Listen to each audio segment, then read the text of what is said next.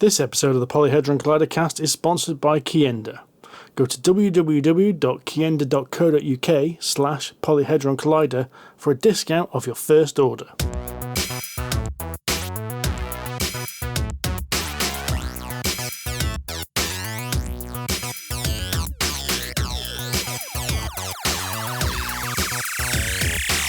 Hello, ladies and gentlemen, and welcome to the Polyhedron Collider Cast, episode 165. I'm Steve Tudor. I'm Andy Lewis. And I'm international fashion designer Rory Summers. Excuse me. You timed this announcement really badly, Rory. You realise that, don't you? No? Why? Oh, yeah. Because everyone thought it was an April Fool's. I did. Look, but no, we do merch now. Polyhedron Collider official merch has launched. This. Yes, and because I designed all the logos and all the t-shirts, and they're now on t-shirts and hoodies and hats and aprons, that now technically makes me a fashion designer. And because we're using Zazzle, you can order anywhere in the world. It will print it relatively local to you, send it to you, which means I'm an international fashion designer. At least that's what I've put on my LinkedIn page. So, there. If you find... Sorry, that was almost like a mouthful of squash sprayed all over the microphone then. Yeah, you can't verbalise the look I'm giving, Rory. No, you can't. This is one of the few occasions I wish we were doing a video podcast. I really do. Yeah, let's see if we can describe it. Andy wants to be annoyed at me, but technically everything I've said is accurate, so he can't be. I would question fashion. Logo designer, I'll give you. Fashion. It's on clothes. Ergo fashion. That doesn't make it fashionable, mate. Right, so I'm just saying that if you iron cords, that doesn't make them fashionable.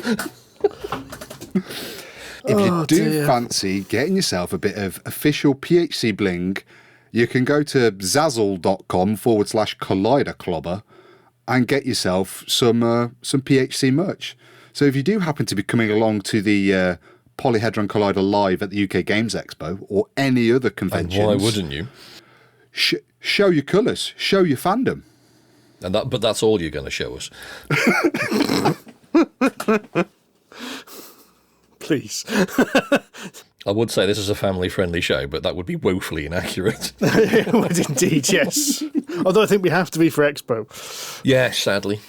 Have to put our professional pants on for that. Oh, the itchy ones. Yes.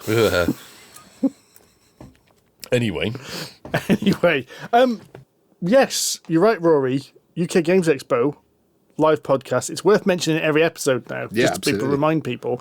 Friday of the including Expo, us. 10:30, including us, because we will forget, yes. I've put it in everyone's diary. We've got like a PHC Google calendar now, and people will still forget. So Friday of the Expo, at 10:30, we don't know the room yet, but most of the... If you went to the previous ones, you'll know it's roughly in that area. There's like a whole section of rooms where they do different breakout sessions. In the corner, in the leper colony, out of the way of everybody else. Yeah. It's away from the main hall of Smith. At least it could be worse. It could be in the Hilton and you've got to walk 10 minutes to get there. Oh, goodness, yes. It's not quite that bad. Do come along, and if you fancy wearing some PHC merch and being part of that community, then let us know. We're a community now. Wow, we have gone up in the world. Well, no, I just used the word community so we could segue easily into the next bit.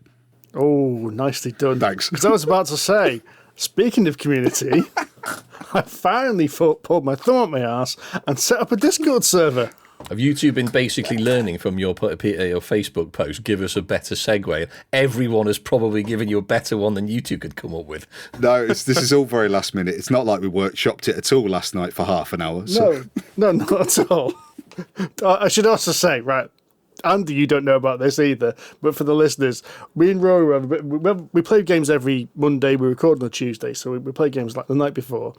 And we were in a bit of a panic because Sid's not here, you may have noticed, and Andy's not here next week, and then Sid's not here the week after, and we're like, hang on, we've got like two episodes record before Expo, and we've got these X games to talk about, which I ideally want to do before Expo, and we basically had pieces of paper we played the game, took the game off and had pieces of paper everywhere with lists and dates and things like that on. It was like crazy people planning a murder scheme. You know? Yeah. We were just missing the red string. But we And also the guy had with the agendas. cigarette with the wild eyes. That's... It felt like it was an ashtray with 20 cigarette stubs in. And coffee rings on everything. Nice. So, yes.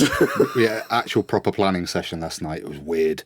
Is that why you two were firing me random questions in the middle of the evening? Andy, are you available on this date? That was exactly why, yes. I'm thinking, these two are planning something, aren't they? Logistical nightmare at the moment. And it's all Sid's fault. I can blame Sid because he's not here. Yes, I gave you due warning. Sid just f***ed off. He did. He did indeed, the little sod. I thought I'd be considerate, but no. Turns out we're being let down by the junior member.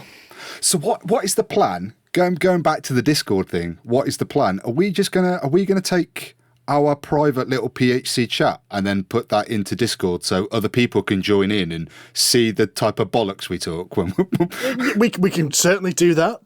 That's easily done. Basically, yes, it's like a chat group. It's a forum, so similar to the BGG forums. A few listeners have asked, we need a nickname for the listeners. That's maybe the first people we need to put on the Discord. What's a nickname for PHC listeners? I was about to say something that was very rude, so I won't. Collider... No. So Collider Crew? I don't know. Yeah, colliders. Yeah. Anyway, Write in if you've got a better answer. well, go to Discord and type it in. They are. If you've got a better answer, that's what it was. So Discord is like a forum. There's little chat rooms set up. So there'll be one where we'll announce new podcast episodes and things like that. There'll be a chat room where you can talk about board games. There'll be a chat room to talk about RPGs. A place to show off your miniature painting, because we all love doing that. And under Rory's request, a special thread called "Show Us What You've Just Bought," which is basically just to show the open box of whatever game you had. Oh, that was you, was it? Okay. was that me? Yes, Rory, remember we discussed this about 6 months ago. So as I said, I finally put my thumb up my arse and clicked the OK button. So there will be a link in the show notes to the Discord server, and we'll put it on Facebook and all that, and Twitter and X and whatever the hell else to point you in that right direction. But yeah, we'd love you to join us. Yeah, I'm excited about this.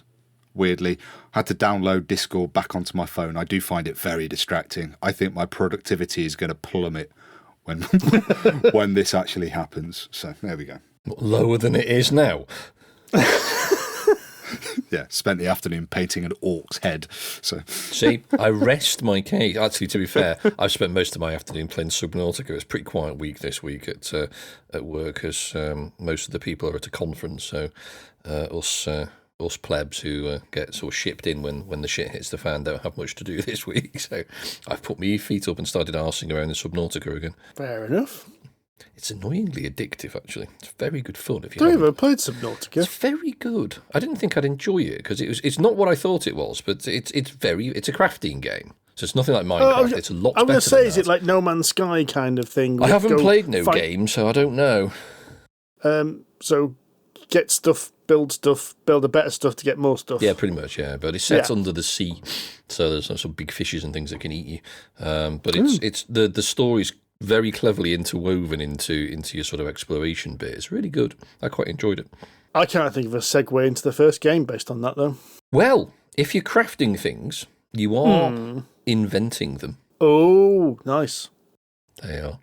Nice. Then why don't you tell us, Andy, about Inventions? Okay, I shall do that because I've had more than 4 hours sleep this time. So I remember what happens. Now, Inventions. Now, if you remember, it must have been like 3 or 4 podcasts ago, I think, we talked about inventors of the South Tigris. Yes. And if you remember, we were a little lukewarm about it because there were some bits of it we liked, the little sort of Tower of Babel thing that went up the spirally staircase. That was quite clever, but overall we found it quite faffy, quite long, and a massive table hog, to put it in a very large nutshell. Rory came over last week sometime. And last we weekend, played last weekend. Yeah, time flies, doesn't it? We played Inventions, which is the most recent, at least published, Lacerda game. So this is the most, the one that came out late last year. Yeah, if I remember rightly. Inventions, the evolution of ideas. That's the one, yes, exactly. So, yes, not to be confused with Inventors. So this is in Inventions. Broadly speaking, the game follows a similar idea in the sense that someone has an idea, someone invents it, someone asks around with it, and then someone makes it public. And that's a similar sort of idea to Inventors. However, the implementation is considerably different. The game it's quite hard to describe because it's made of many bits. There is it. I think so. I think you did. I think the way you explained it when we played it was very good. Like you said, you have an idea, your eureka moment. And then you have to then you come up with that's your eureka idea. Then you have then you give away your plans, and then someone comes along and invents your plans. Then someone can optionally come and upgrade it, and then you need to innovate it. And then someone else, you then get the option to go share it with the world. And sharing it with your world allows you is a kind of a bit of an area control jobby going on. But the game works on that principle of you have 3 pawns.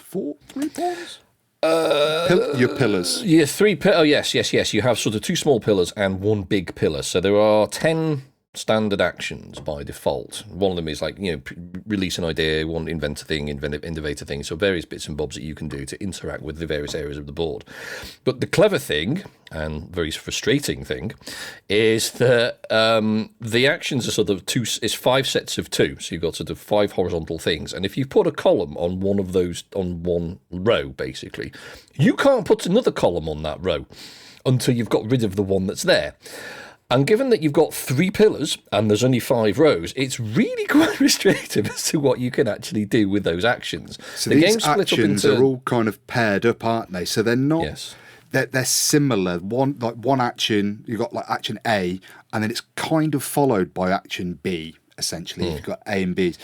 So if you go to 1, you're then limited. You can't then go to the B bit. You can't do the follow-up action, which is it always feels like it's the natural progression of that first action but then you can't do it. So it's like a harder version of Weather Machine, if you remember that. You know how each section of Weather Machine kind of followed from the one, and you can if you got it right, you could go from 1 to the new, and then it looped around. You can do that. Inventions is more complicated than that. As Rory says, you have to kind of skip an action to get to the one after the next one. So you kind of got to think 4 turns in advance rather than just 2. So it's a bit harder. And there's a lot of other stuff going on. But Rory's right. But the thing is, the best bit about this is there are other parts of the game, such as milestones. So essentially, it's like a technological leap forward for your civilization. So like you'll discover, I don't know, writing or the wheel or fire or smelting or the computer or something like that. And the game's broken into a number of ages. And each of these ages kind of tracks the progress of the game. And when you get to the whole end of the track, which is basically the modern era, the computers and silicon and stuff like that, the game basically ends. So you're kind of moving from the Stone Age all the way up to modern day via these milestones. And there's a number of areas inside. Then. Do you end up in that stage where you always used to get in the old Civ video games where someone comes and invades you with a tank and you've still got the phalanx? No, it's not like that. The milestones are there to kind of keep the progress of the game going. But you can, essentially, if you do one of these milestones, your civilization kind of leaps forward to the point where that milestone is in history, essentially. So once you get to the 3rd milestone, say, you have access to all the technologies that have been invented, regardless of whether you were involved in them or not. So, like, you might not have animal husbandry because you never got involved with any inventions that dealt with animals. But because you're in the 3rd age now, it's just assumed that your civilization couldn't have got there without doing this thing. So that now you can go and invent the chariot because you've already air quotes, had animal husbandry. So essentially anything previous to this becomes common knowledge, so everyone has access to it, basically. So no, you're not going to get invaded by a nuclear bomb. So the idea is you score points by inventing things, providing the new ideas. You get points for sharing these inventions by sort of making them public around the world. As Rory says, there's kind of this area control bit where you have lots of sort of populations who are talking about this stuff, and then you could use those to perform additional actions. And And speaking of which, the clever one of the many clever things about the game is you can perform what are called chain actions. So this is how you get around this horrible restriction of 10 actions. Lots of other areas of the game, including sort of sharing something or these milestone tiles that come out, have additional actions on them, and including actually invention cards as well. So there's like 3 additional areas that allow you to do other things. So when you do one action, if you get sort of a certain number of chain tokens on your turn, depending on how much influence you've got, basically. So you can have between 1 and 3. And if you're allowed to do a chain action, you can spend one of these tokens to do another action. And then if that action allows you to do a chain action, you can do another action if you've got another token to spend. So you can do basically up to 4 actions on your turn if you get it right, which can obviously be very, very powerful. It's not common that you'll get all 4 or even 2 or 3, but quite often you'll find that I can do this, then I can do this, and I can do shit, I've only got 2 tokens. Bollocks. But it's really clever if you can put it together and you can kind of get round the real sort of restriction of the main 10 actions. And if you can kind of think your way around it, because it might be slightly convoluted, but in doing those additional actions, you can get additional rewards, like you'll get an extra person out onto the map, or you'll get an extra couple of points, or you'll be able to get another token out, or you'll gain another sort of member of society that you could spend later on. And then the final part of the game is on your fairly substantial player board.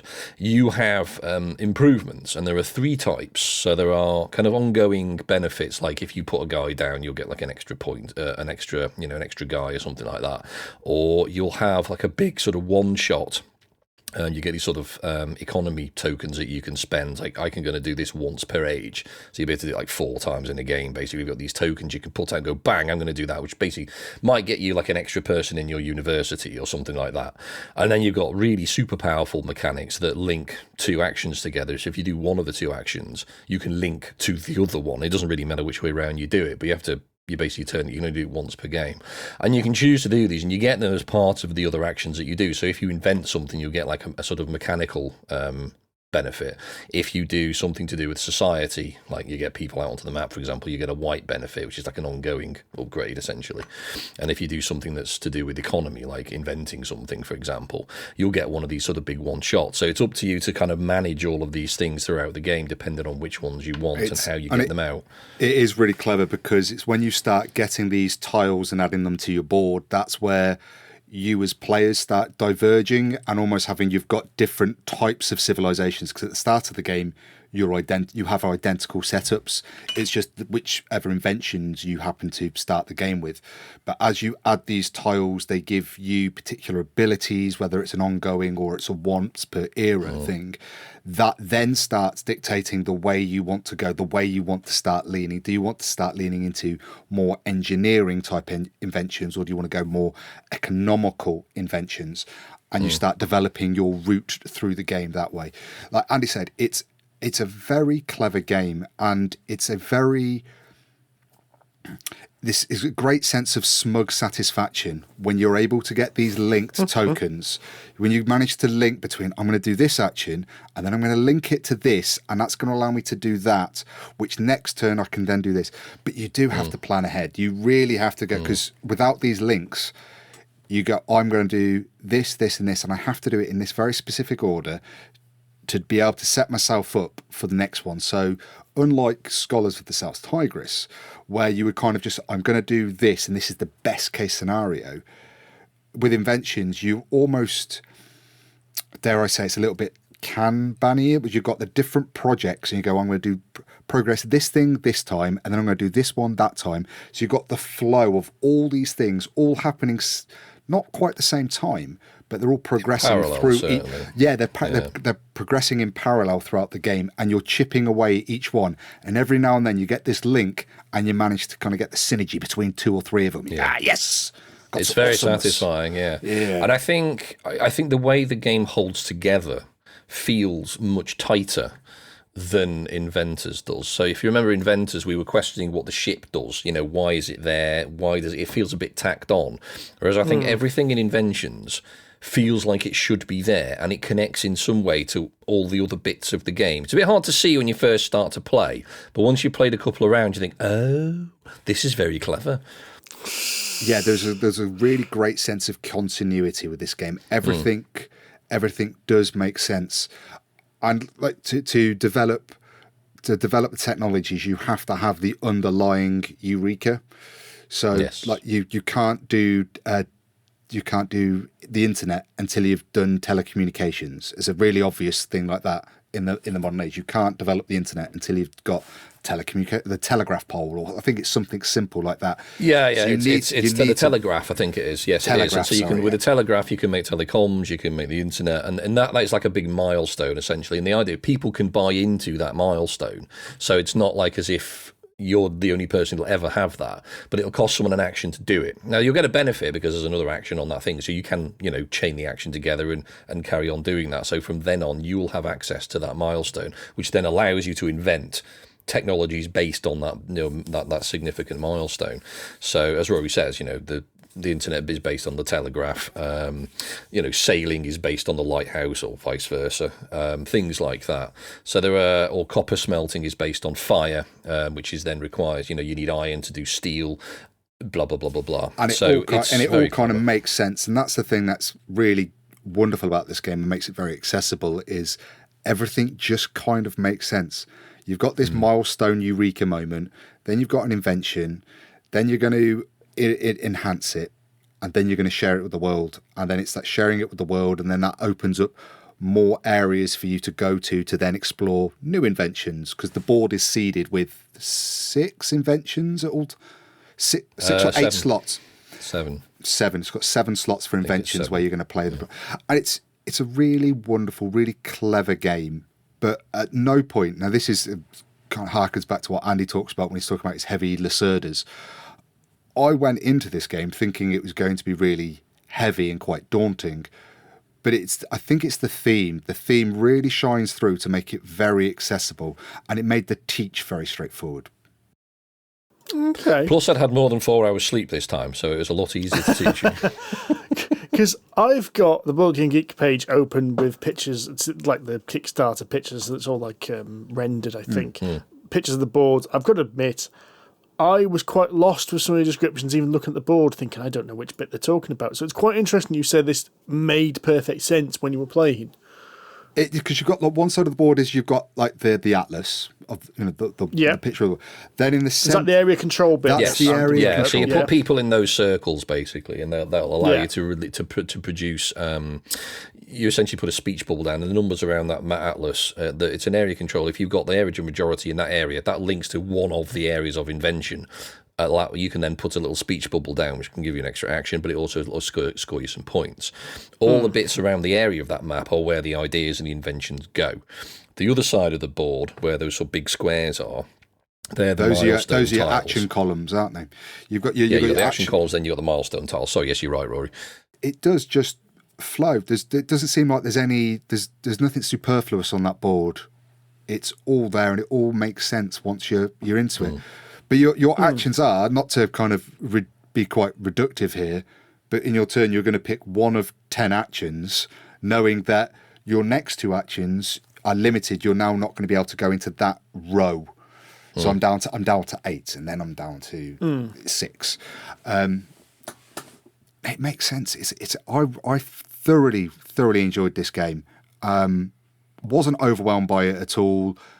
It ticked along really nicely. It was really engaging.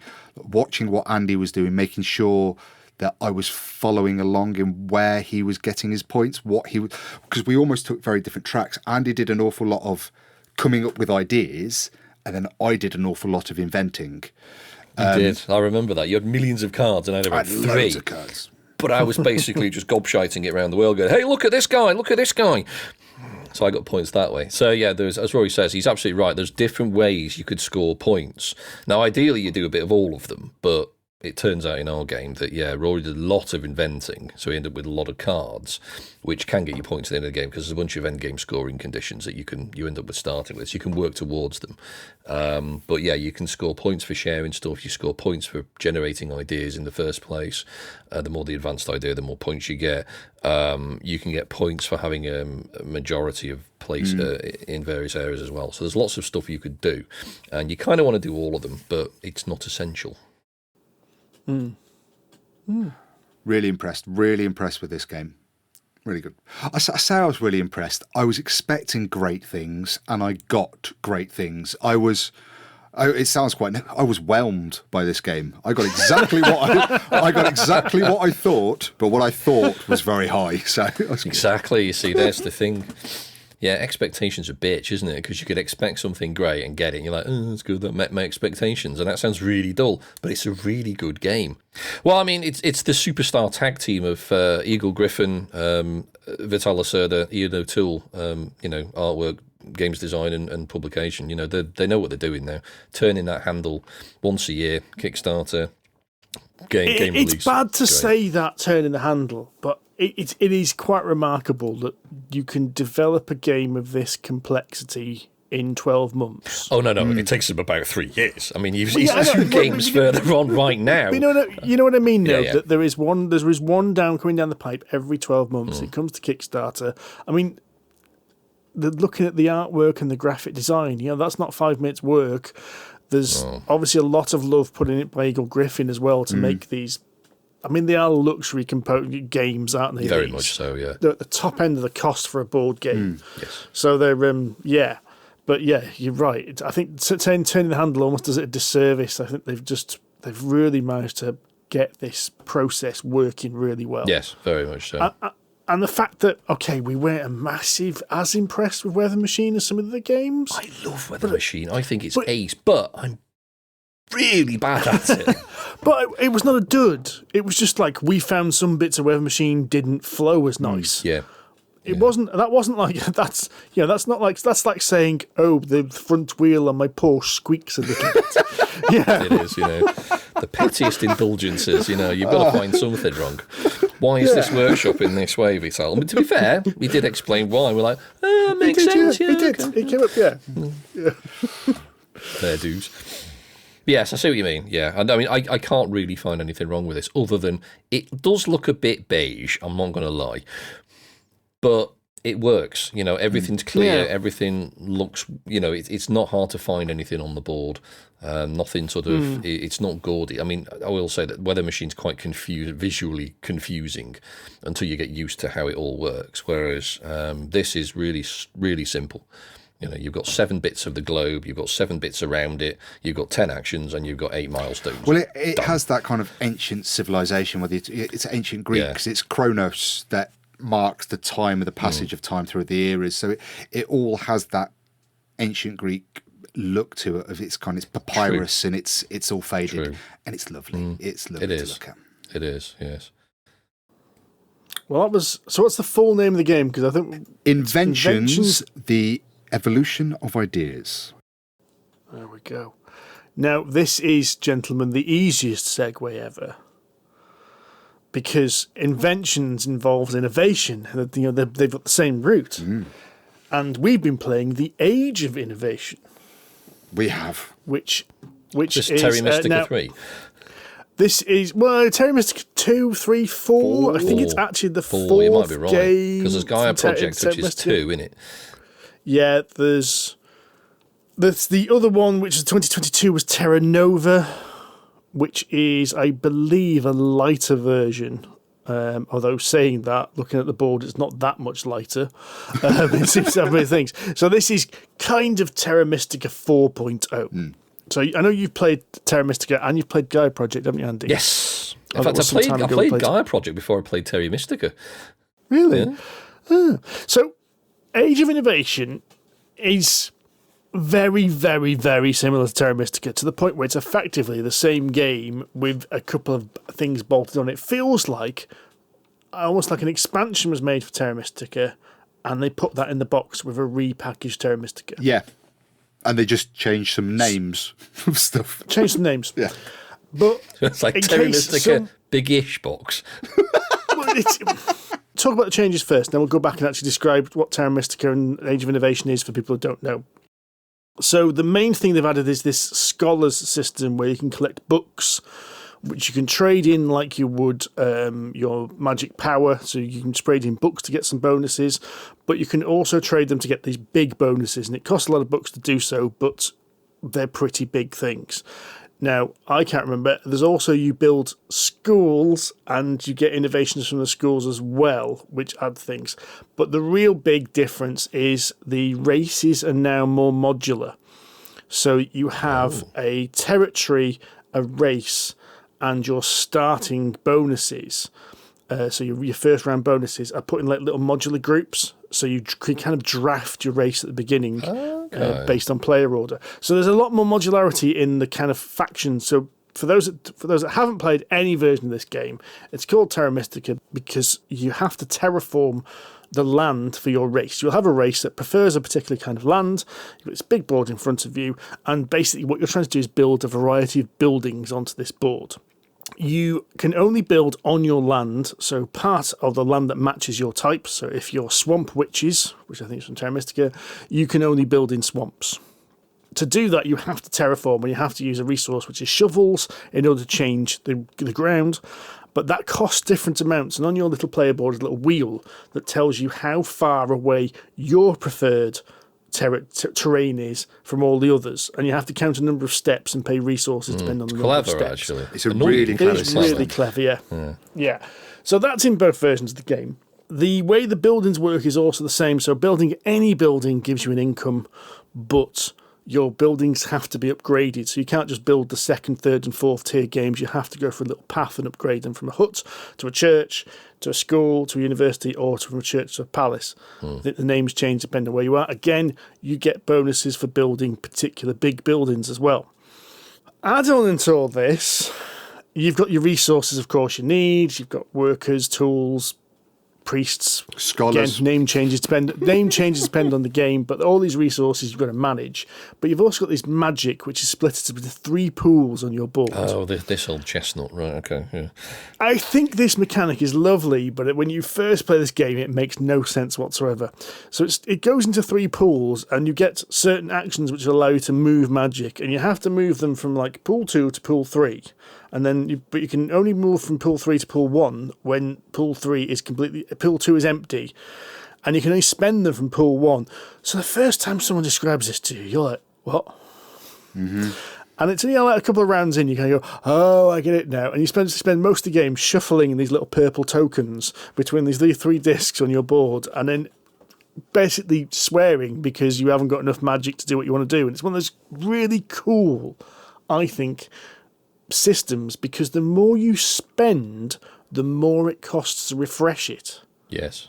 Yeah. But if you don't spend much, it's actually relatively cheap to refresh it and get it back to give you the big power. And the magic pools do allow you to take big bonuses, or you can cash them in for cash or workers or books or all sorts in this game. It's like accountancy, isn't it, really? It's just moving money around. I prefer to think of it, it's like distilling vodka. You're just finely tuning it. You've got your first phase of distilling it, and then you've got your second, and then you finally have got a nice bottle of vodka. So basically siphoning off the methanol, basically. Yes, exactly. Yeah, that's what you're doing. That's the way that probably says something more about me, doesn't it? There are bonus points to be got all over the place. Build enough buildings together and you have a city. You get a city, you get victory points. There are victory points at the end of the game for area control based on how much area, who owns the biggest cluster of buildings. There's also, which I haven't discovered, talked about 4 tracks, because it's a Euro game and you need some tracks in a Euro game. And you get, going up these tracks, of course, gives you bonuses as you move up them, but you also get victory points based on your position in each of these tracks. There's also victory points all the way throughout the game for lots of various things, and because the game is very randomised, so that you get objective goals every round, which you get victory points if you manage to achieve some of these objectives, but you also get these innovations which can give you victory points, and you also get these, like, what they call the scholar things, which are the big ones you have to cash in books for. The big ones are the innovations, and then the smaller ones are the competency tiles. Competency tiles. And you get those when you build a school or a university, and they're very similar to what blessings were in Terra Mystica for building churches. Yeah. So there are points available everywhere in this game, and keeping track of them and trying to keep ahead of your opposition is a tight game. I say tight because we've discovered that me and Rory are of more or less equal skill in this game. Oh, what, you say more or less, Steve? I say more or less. I was beating you until 2 weeks ago. Is that like In that you've played it more than once in those 2 weeks, or is it like you're playing online and that's how Have long we Rory's now taken to have his played it? turn? Between Terra Mystica and Age of Innovation, we've clocked about 10 games, and until 2 weeks ago, we were at 4 apiece. And Rory's just won the last 2 bloody games. Nice. Pipped ahead. Yeah. That reminds me, actually, Tudor, I owe you another game of Rebellion. The Empire needs to beat you because you keep pipping me right on the last bloody turn, you swine. But it's a weird review, this, because I want to review Age of Innovation because that's the game we've been playing. But in reality, it's so close to Terra Mystica that it feels like you are reviewing the same game at the same time. yeah, now I'm thinking back to when we first started dabbling with Age of Innovation. I was a little bit flummoxed by the books because the books are a key resource. So it's another resource that you earn throughout the game, and you've got 4 different types that match the 4 different tracks or 4 different cults or schools, depending on your version of the game. But these books are what you need to buy the innovations, and the innovations are kind of touted as they're big leaps forward for your race, your civilization, and they give you a unique scoring ability or any power. And you really want to get them, especially as soon as possible, to be able to give you these abilities so you benefit from them for as long as possible. Because the game is a fixed length. It only has 6 rounds. But getting these books is always really difficult. And the first time we played it, I was like, what's the point of these books? These things are so expensive. They're so hard to get. And I tried to get the books, and I only got 1 innovation all game, and it wasn't that great. Whereas yesterday when we played, I got 3 innovations, and I had books coming out my arse. It's a really interesting thing about this game. There always seems to be one resource that you always have in drought, and there is always one resource that you have in flood. And it's never the one you want at any given moment. I got loads of money. I could buy everything except I've got no workers. Great. I go, I'm going to build a palace because I've got loads of money, and palaces already, I've got no workers. I've got loads of workers. I've got no money, so I can't even build a workshop or a trading post or whatever. It is really fun, and it is really frustrating. And I find that my frustrations with this game, it happens around round 3. I'm just like, what the hell's I can't do anything. Steve's done this and Adam's done that, and I've got no workers, I've got no money, I've got no income. What am I supposed to do? And then by round 6, I'm like, I got this, boys. Watch me just leapfrog past all of you on the scores. That sounds remarkably similar to Galactic Cruise, actually. Like the first phase of the 3 bits. The first phase takes bloody ages. And once you get to like 2 queues in section 2, the game's over in 20 minutes. It's nuts because everyone's just launching rockets left, right, and centre. Those queues just go out and you're like, hang on, whoa. Oh, the game's over. It's very bizarre because I think I made my peace with the fact that the first 2 rounds, maybe even 3 rounds of Age of Innovation, you don't do as much as you think you should be able to. It's like the first round's like, I'm going to put Hut down. Do anything else, Steve? No, because that cost me all of my tools. That's everything I have. So yeah, it's really like the first few rounds of the game are really short because there's very little to do. And then by the end of the game, the games are really, really long. It feels like I don't have anything more to do. I'm just really spreading everything I've got really, really thinly, is what it feels like. I don't feel like I'm actually doing much more than what I did an hour ago. I'm just being really, really careful about everything I do. It's a wonderful game. It is. I find it really frustrating. That dip of going, I've got nothing I can do, and then doing it. I've got nothing I can do again. It's like, Roy, you said that 5 minutes ago, and then you did loads of stuff. It's like, that feeling. I don't like that feeling, but I've really enjoyed playing it. So what's the difference between this and like normal Terra Mystica? Is like, what's the bit that adds on? Is it the books? So it's the books. It's the books, and then this innovation bit. So they are you can buy up to 3 of them throughout the game, and they get more expensive if you buy a second and third. Some of them will give you like a massive victory point bonus when you get it. Some of them will give you an ability which you can use the rest of the game. Like for instance, one of the games we played, there's you get 2 victory points per hut you've got down, and 1 turn too late, Rory just went, Oh God, Steve's going for that. I think it's like Sewage Works is the innovation. and you got one turn too late. Rory just goes, "Oh my God, Steve's going for that," and he's put down all his huts. So 20 victory points. It was something like you go. got 2 or 3 points for every hut you have on the board. I'm like, that's 18 points. Steve's just going to pick up 18 points.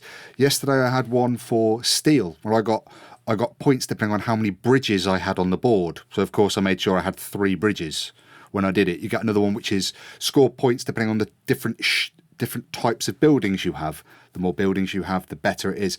But then you've got other tiles which give you an extra action. So there might be a spade action, or there's a magic action, or there's a new source of income.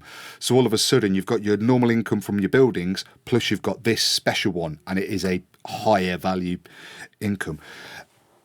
They really changed, and they really changed how you play. And because there's so many of these tiles, they'll be very different. Much like the round scoring tiles, there's so many of them, every game will be different. And where they come, they'll cost different types of books as well.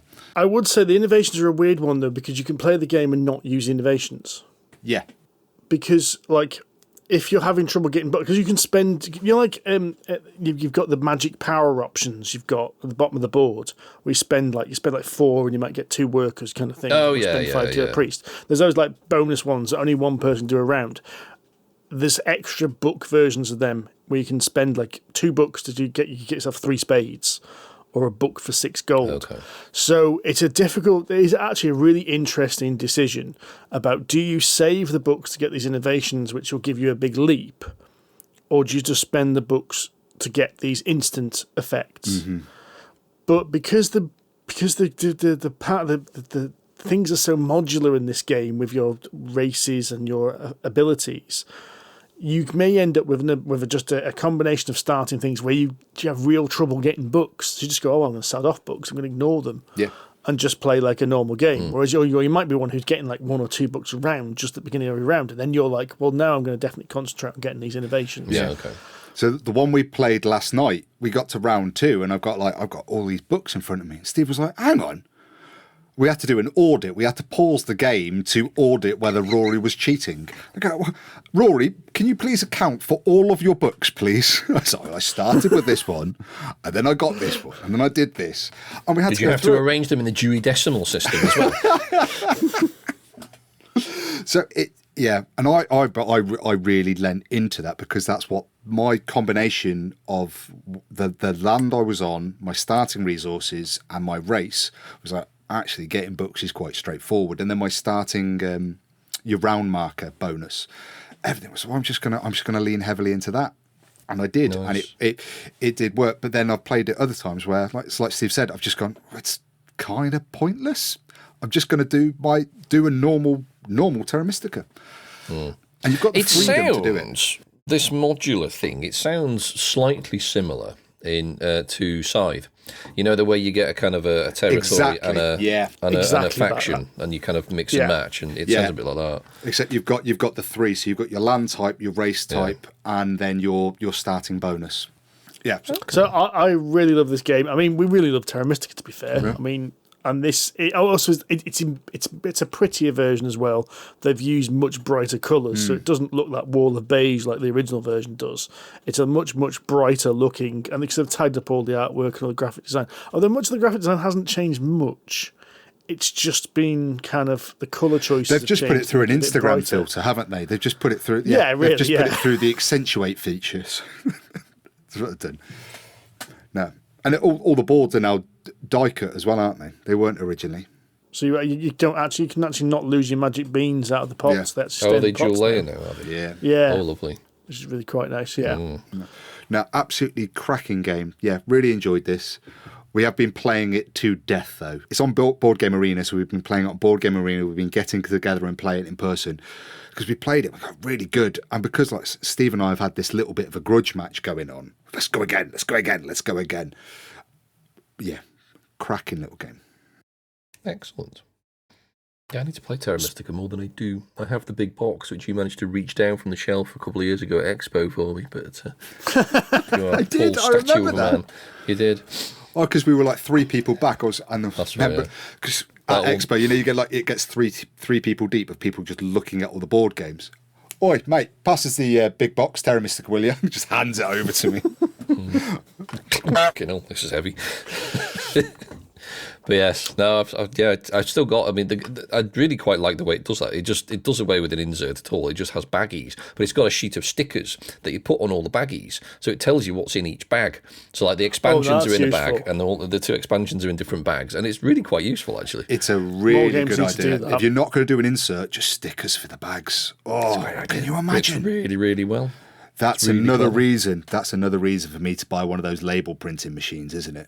I've been excuse, mate. Any excuse. I had to reassemble my desk the other day because I had some carpet fitted. So I had cables everywhere. And I was like, I really want one of those label printers so I can decide, like, label all of my plugs because that's what I do for fun.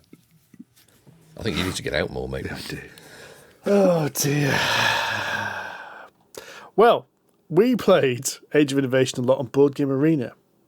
And another game which has made its debut on Board Game Arena is Great Western Trail El Paso. And I had to bite my tongue there and not call it Old El Paso. I thought we were going to get like tacos or something. Like you were going to ship tacos around. We could eat them. It's Taco Tuesday. Taco Tuesday. There we go. No. No, sorry, Andy. No tacos. We talked about Terra Mystica and went for the versions of games. I do believe this is the 5th version of Great Western Trail. You're going to count them off, Steve. Great Western Trail 2nd edition, Argentina, New Zealand, El Paso. Wow. No hesitation. 5 versions. Yeah. No, I remembered that when I did my homework for once. This is a lighter, really stripped down version of Great Western Trail. Blasphemy. It's based on the original Great. It's based on the original Great Western Trail, so it hasn't got. It's not Argentina. It's the Old West.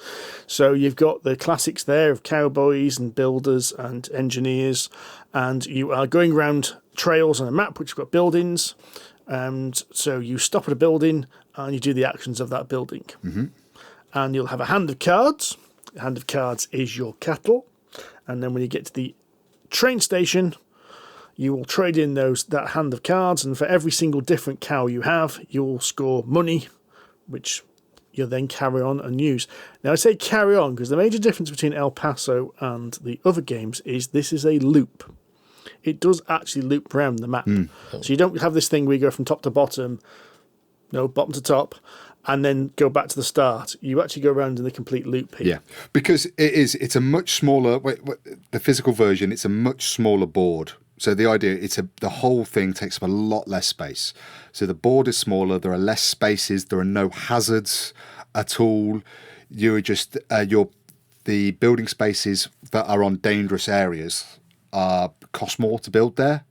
Okay. Do you get to negotiate with the locals?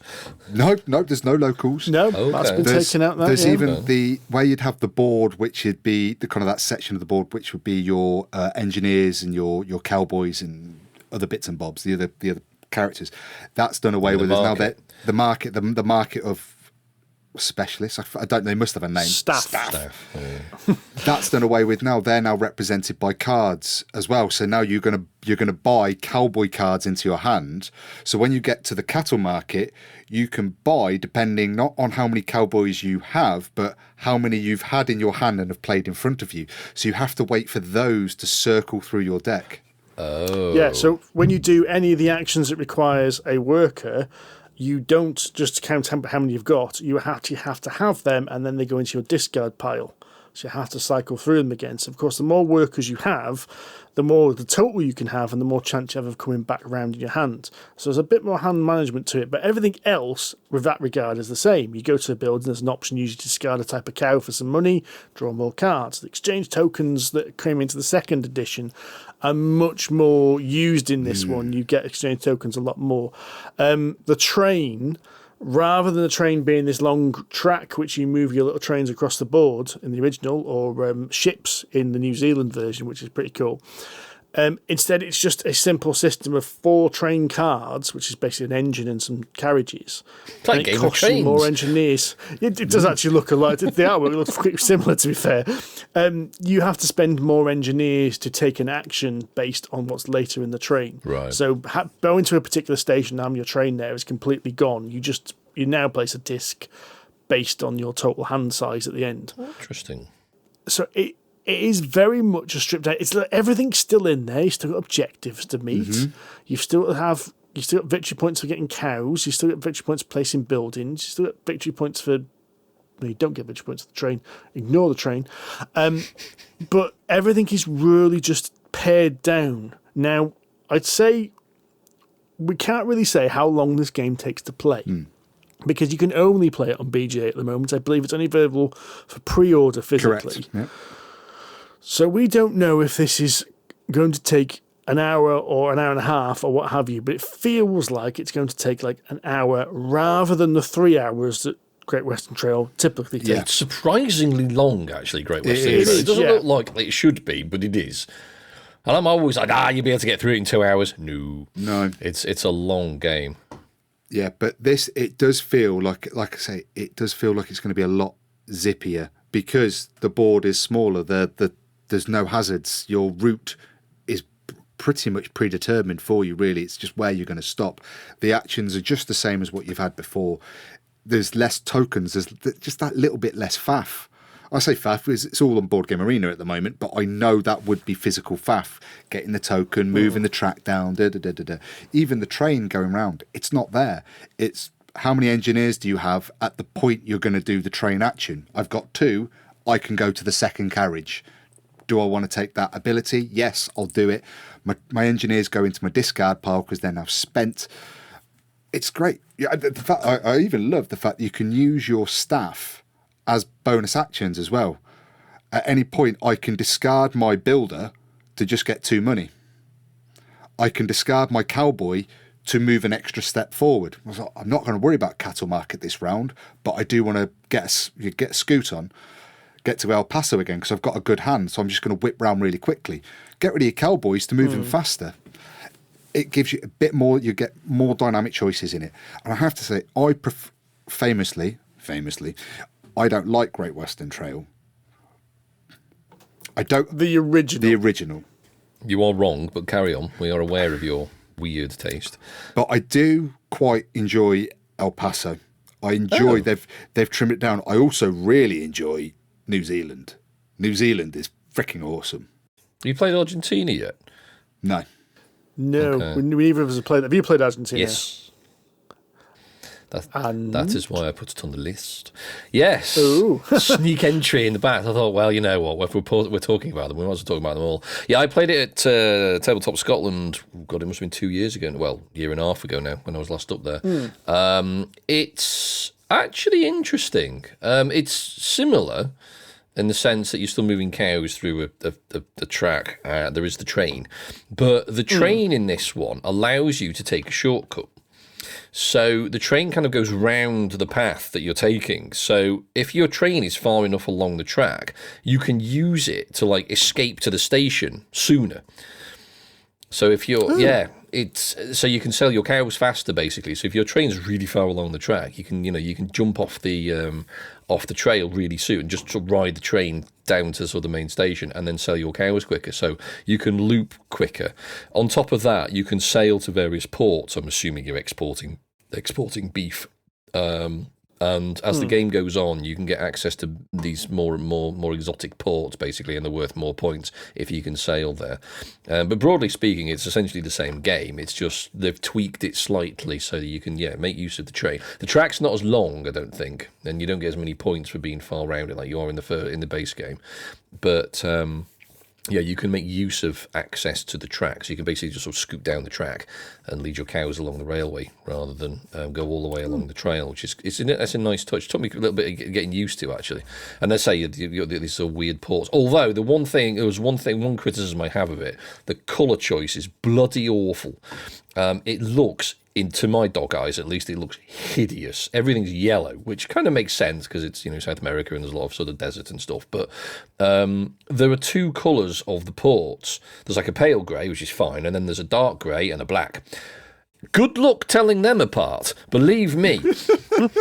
And the iconography is similarly obscure and muddy as well. So I really struggle to tell them apart. And to be fair, even people with working eyes really struggle, especially at a distance with a bit of sheen on the cards. It's really hard to tell them apart. So yeah, the colour choices for the graphical design could have been, I think, better.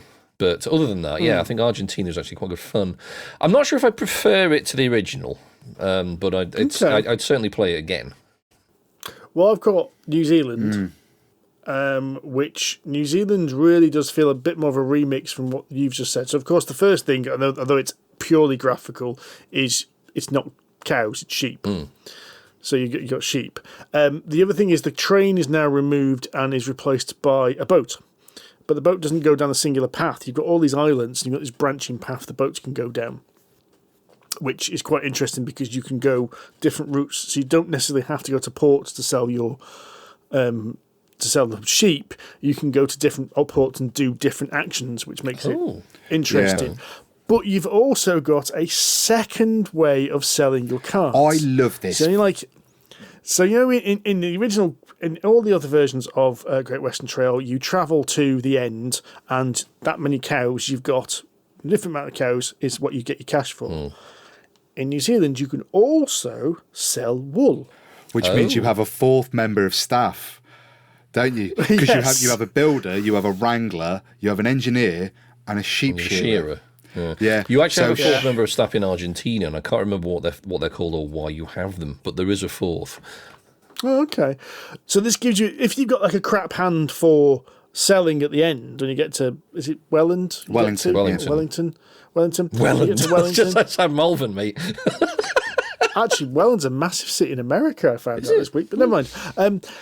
So when you get to Wellington, but you can also stop along the way and sell the cards for sheep, which means basically you sell them quicker, you sell them earlier, and then you can truck along and do it. It gives you basically two options. Do I go for a hand which is like high value sheep, or do I go for a hand which is high value wool? And you tend to not be able to do both, which gives you options. That option, I think, which made Rory's eyes perk up a bit and kind of go, oh, I'm enjoying this, because it wasn't just a simple case of doing the same loop over it. And you've still got all the other things in there. You've got like the buildings, and of course, I see you've got this boat action. What I didn't quite grasp at the time as well is you've got extra cards which go in your hand, like kingfishers and sheepdogs. What was the kingfisher track? Like that. I can't remember what that track was called, but it was. I liked it. I can't remember. I liked it. I just decided I'm just going to go up that track as fast as I can because it's worth points, and it was also worth points and gave me other bonuses. I can't remember what it was called now, but Indian lager. No, different type of kingfisher. Okay. Great Western Trail, I liked. I just found it really difficult to key into to find a rhythm with the game, but with El Paso and New Zealand, I've really clicked with them. They've made a much greater impact with me, to the point where I was like, do I want to go back and play vanilla Great Western Trail? When I was about to actually it might be worth you going back and doing that to see if it clicks now. Well, you say that, but we played it a couple of weeks ago, didn't we? Online, the four of us, and I was like, I had fun because it was the four of us having a bit of a laugh while we were playing it, and it took 3 hours, and the game was good. I can't remember anything about the game, because it was just Great Western Trail, but I really enjoyed New Zealand, and I really enjoyed. And I really get those two mixed up, mate. I don't. It's because you've got for some reason you put Argentina. Never mind. I'll give it. Moving swiftly on, Rory didn't do very well at geography at school. I think it's more his pronunciation. I haven't even been drinking today. I can't even blame it on that. Well, maybe that's why. Rory should have at least 1.5 pints in him at all times. I know. I've been doing some reels on the old Instagram recently, and normally I record them, and each one takes a few minutes, like to record, because I keep stuttering and stumbling over my words. But I had nothing to do one night last week, so I thought, well, I'll have a couple of tinnies and I'll record as I go along. And I did one, and like the first recording after 2 beers, I was just buzzed enough to just nail it first try. Followed my script, did it perfectly. I was like, that's what I need to do. Whenever I do social media reels now, I just need to be a little bit buzzed. What you need to do is watch I think it's Mitchell and Webb. It might be. I think it's Mitchell and Webb. They have this clip this sort of skit called the Inebriati, which is the world is run by basically a set of slightly drunk people called the Inebriati, and they have 1 3/4 drinks of them at all times. And there's someone with like a bottle of wine and a straw coming out of a coat, a couple of, the guy with a hat on, this beer coming down. But you can't have two because just it goes wrong. But more than two, you should watch it. It's quite funny. Oh, I quite like the idea of that. The Inebriati. Well, that was Great Western Trail. Oh, all flavours no, of. not Old El Paso. Not Old El Paso. Don't get I us nearly sued. said Old El Paso. Great Western Trail, El Paso. Well, in fact, Great Western Trail in general. I said, apart from Rory, we're fans of all of them. Yeah. And Rory's a fan of 3 of them. 80% of them. I think I might just buy pre-order El Paso just so I can complete the set. If it's one I'm going to play, I think that I quite like the shorter runtime of it. And then between us, we've got all of them. True. Yes. Right then, we've got time for a couple of questions. Someone like to pick something from the mailbag. A question. Or do we want to talk topics because now Trump has now imposed a 104% tariff on China? What Well, that's can I only just going to say? affect America directly. What? And all the publishers that are based there. That There's are the gonna, thing. Yeah, I know. that are gonna Because put I've up their seen price. Jamie Stedmeier's essay on the subject, and he's not wrong. He's obviously been struggling because he's an American business, and it's essentially, we just can't do this anymore. This is ridiculous. What on earth are we going to do? Frank West has made a few points from his point of view about a slightly more pragmatic way of distributing the cost, which makes sense, although whether everyone jumps on the friendly bandwagon or not obviously remains to be seen. But I don't know. I mean, it's not a good thing anyway. We shall have to see. So we'll have to talk about slightly happier things. Indeed. Let's go silly questions then. Praga asks, do you feel that there is a global trend of games not hurting people's feelings, re. points and how far they end up from the winner? Why do designers have this thing with finding ways of inflating scores artificially so that people don't feel bad about themselves? Why does a game ending up with close saw is a sign of good design, in inverted commas?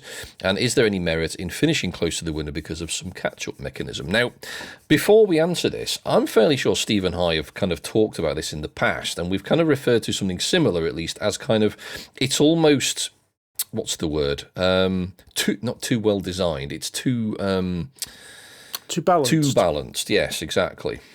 Where it almost becomes uninteresting. It almost removes the competition. So whichever decision you make, you're always going to end up within a couple of points of each other at the end, and therefore removes the competition and the point of playing. Or at least the game that really struck me for that was the Prodigals Club, if you remember that.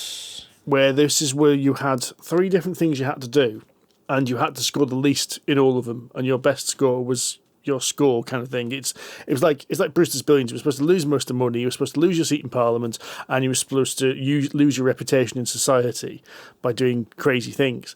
And I can't remember who I played it with, but we played 4-player. 3 people were trying to win, and the 4th person had no idea what they were doing and was just quite literally picking random actions because he didn't understand the game. And the scores were within like 4 points of each other. And it was one of the first time I kind of went, oh. Yeah. So sometimes that happens. Although we say, why is a game ending up with close scores as a sign of a good game design? We've just talked about Age of Innovation.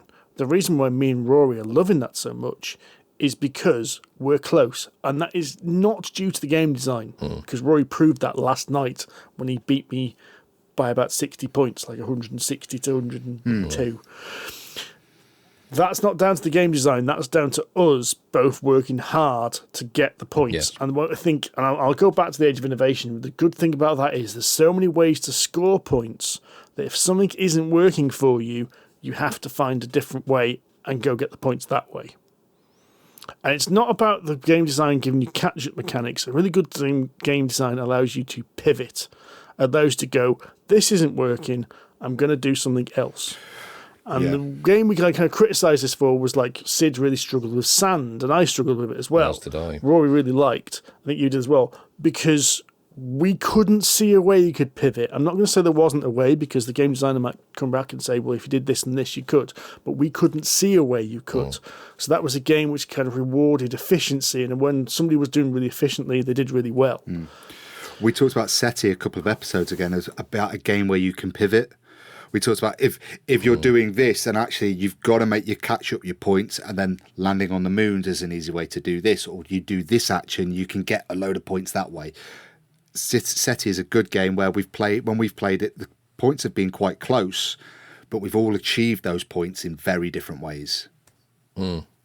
I had a similar, kind of an adjacent conversation actually with Frank West at Aircon actually along these lines, because I've noticed a trend where, especially these days, games are very points happy.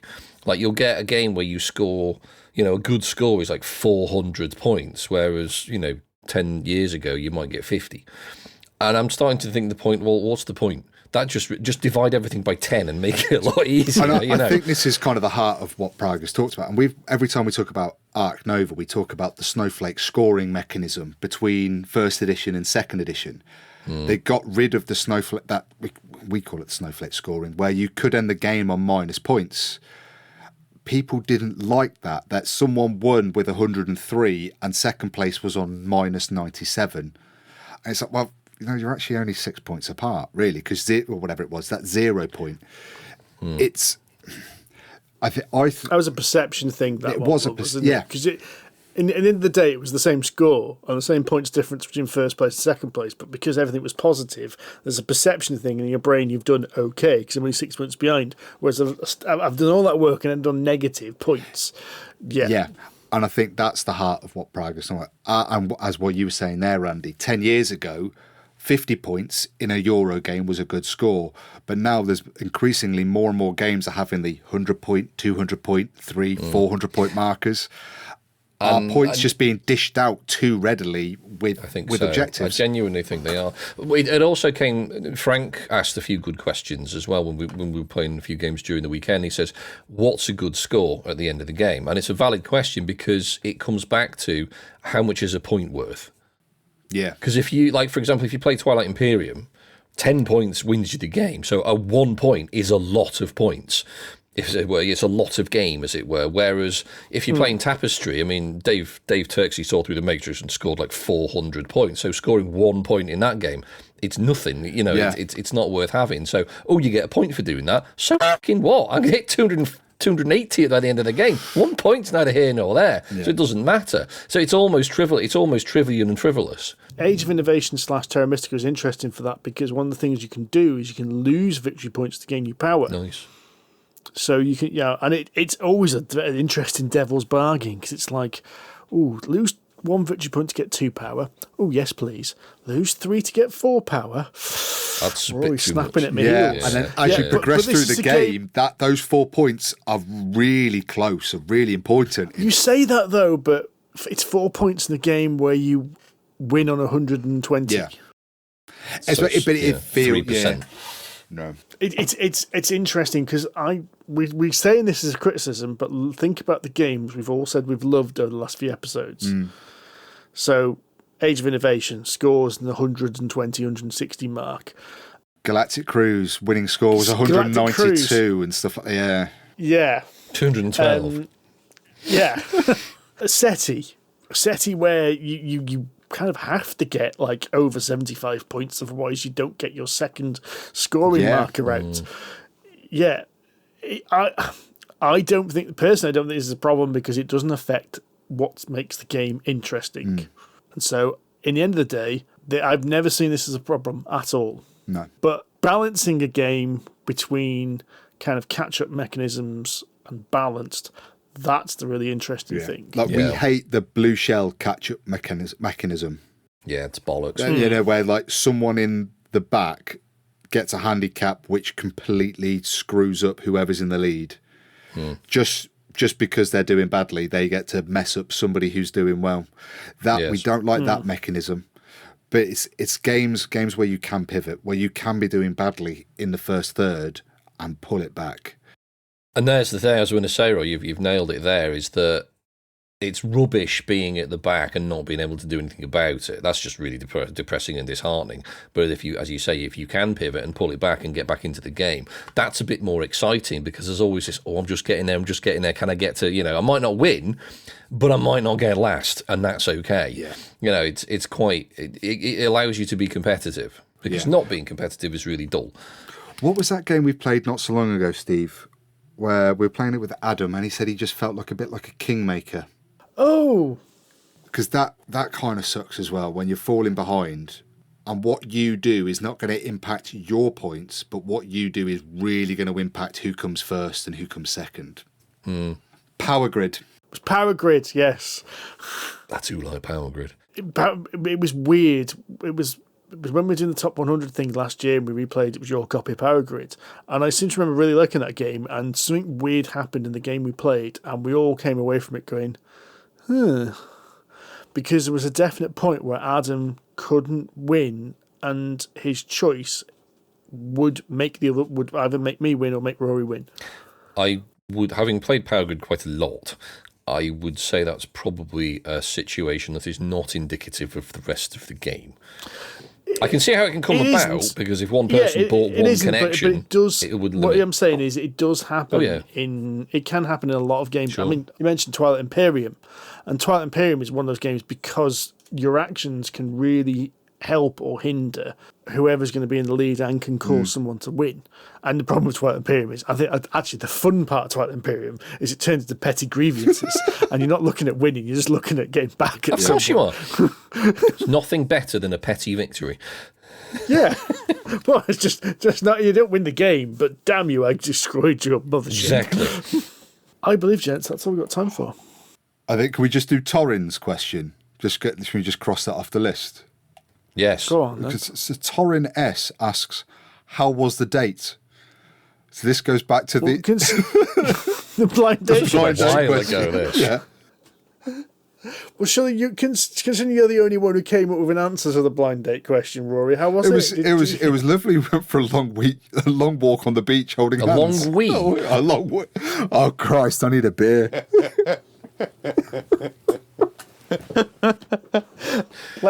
Whatever you're into, mate. Oh my God! I think the phrase a lot of people like things to do is like draw this veil to a close. I think it's time to just slam the anchors on and Abandoned ship. bring this podcast to a grinding halt. Lest we end up in a twisted metal salad at the end of the rails. Yes. Oh, thank you very much for listening, everyone. We have been Polyhedron Collider. Give us a review, please, on iTunes or your podcast platform of choice, and share, like, subscribe, all social media good, comments, all that kind of stuff helps the algorithm. Speaking of algorithms, we are, of course, on Facebook, Instagram, and Threads as Polyhedron Collider. We're on Board Game Geek Guild 2726, and, of course, our new Discord server, which there'll be a link to in the show notes. Until next time, happy gaming. Ta-ra. Cheerio. And bye-bye. I've done Sid's bit and my bit because I got confused. Right, you need a pint, mate. Jesus. Oh, are you sure you haven't been drinking already? I'm sure it was only blackcurrant and squash,